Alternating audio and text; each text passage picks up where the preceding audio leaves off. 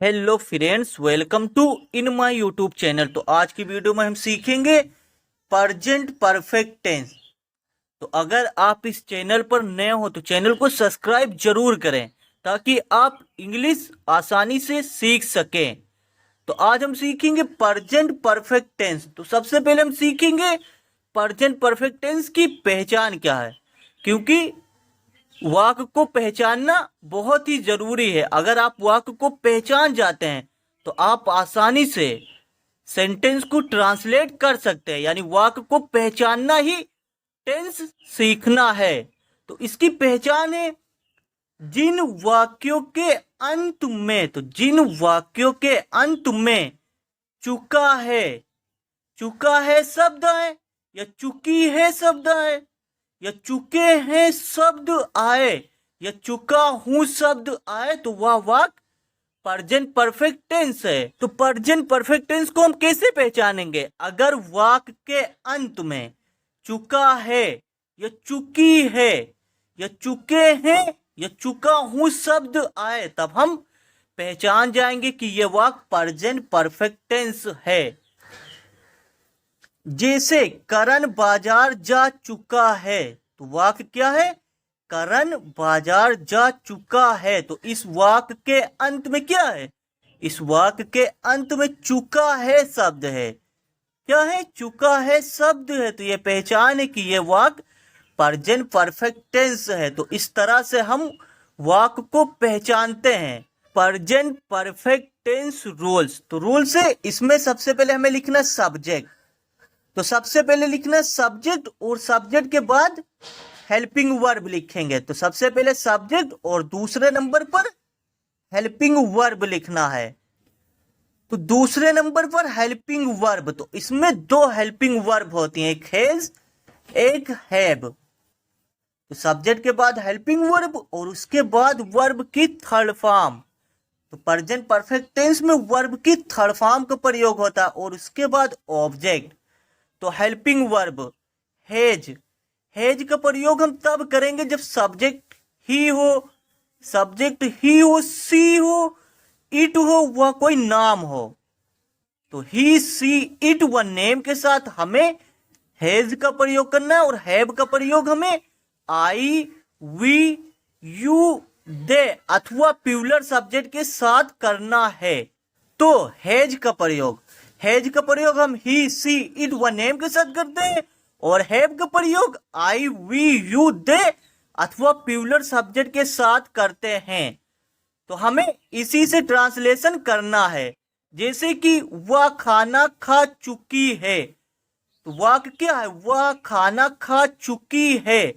वाक्य के अंत में चुकी है शब्द है। तो यह पहचान है कि यह प्रेजेंट परफेक्ट टेंस है। तो इसे हम ट्रांसलेशन कैसे करेंगे? सबसे पहले लिखेंगे सब्जेक्ट। तो सब्जेक्ट क्या? वह खाना खा चुकी है यानी लड़की है। तो अब हम यहां पर सी लिखेंगे। सी सब्जेक्ट है।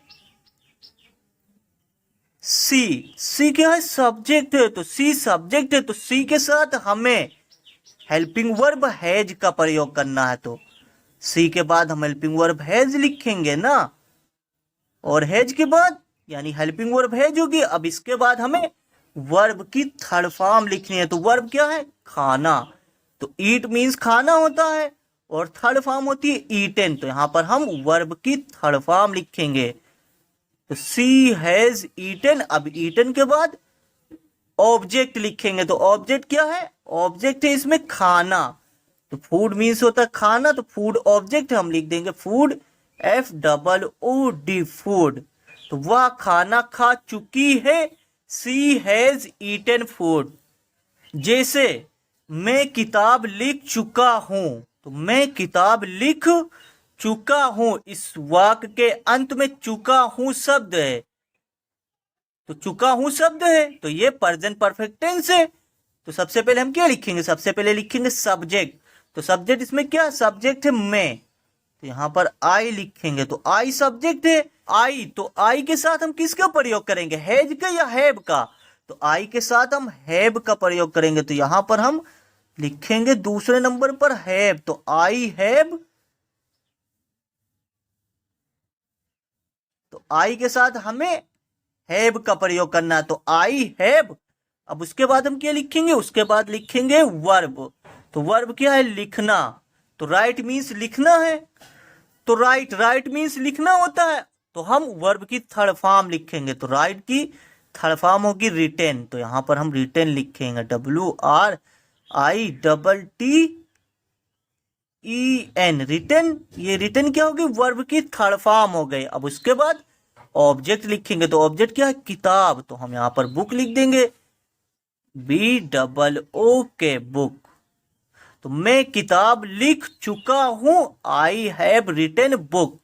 तो इस तरह से हम ट्रांसलेशन करते हैं। जैसे तुम कपड़े पहन चुके हो, तो तुम कपड़े पहन चुके हो, इस वाक्य के अंत में चुके हो शब्द है। तो चुके हो शब्द है, तो ये प्रेजेंट परफेक्ट टेंस है। तो सबसे पहले हम क्या लिखेंगे, सबसे पहले इसमें लिखेंगे सब्जेक्ट। तो सबसे पहले लिखेंगे सब्जेक्ट। सब्जेक्ट क्या है, यू है सब्जेक्ट। अब यू के साथ हमें किसका प्रयोग करना है, यू के साथ हमें हेल्पिंग वर्ब हैव का प्रयोग करना है। तो यहां पर हम लिखेंगे हैव। तो सब्जेक्ट के बाद हमें हेल्पिंग वर्ब का प्रयोग करना है, तो दूसरे नंबर पर हेल्पिंग वर्ब का प्रयोग करेंगे। तो यहाँ पर सब्जेक्ट यू है, तो यू के साथ हम हैव का प्रयोग करते हैं। अब हैव के बाद हम क्या लिखेंगे, हैव के बाद हम वर्ब लिखेंगे। तो वर्ब क्या है, पहनना। तो वर्ब की थर्ड फॉर्म लिखेंगे, वेयर मीन्स पहनना होता है, और वर्ब की थर्ड फॉर्म होती है, यानी वेयर की थर्ड फॉर्म होती है ऑर्न। तो यहां पर हम ऑर्न लिखेंगे, WORN। तो ये क्या है, वर्ब की थर्ड फॉर्म है। तो यू हैव ऑर्न। अब उसके बाद कपड़े, तो यहां पर कपड़े की इंग्लिश लिख देंगे, क्लोथेस।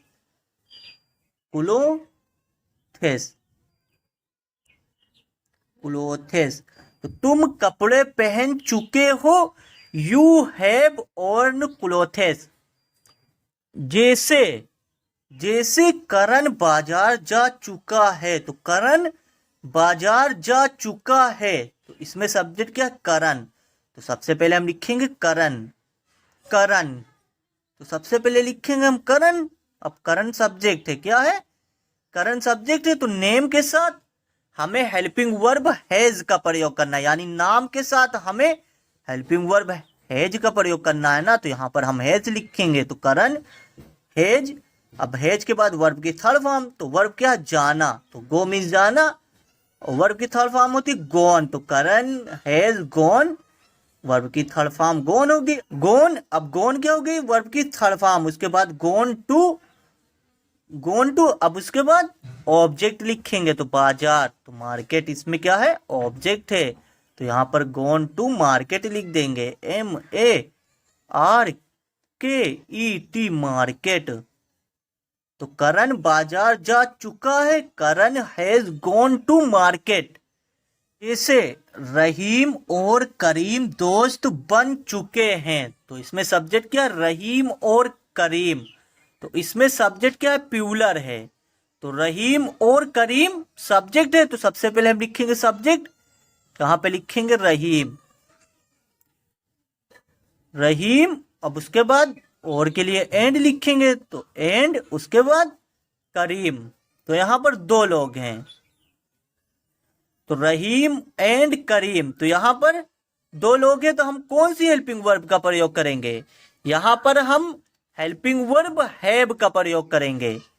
तो यहां पर हेल्पिंग वर्ब हैव का प्रयोग करना है, क्योंकि ये प्लूरल है, यानी एक से ज्यादा लोगों के लिए हमें हैव का प्रयोग करना है। तो हैव। अब हैव के बाद हम क्या लिखेंगे, वर्ब लिखेंगे। तो वर्ब क्या है, बनना। दोस्त बनना वर्ब है, तो मेक मीन्स बनना होता है, तो यहां पर हम मेड लिख देंगे। तो वर्ब की थर्ड फॉर्म होगी मेड।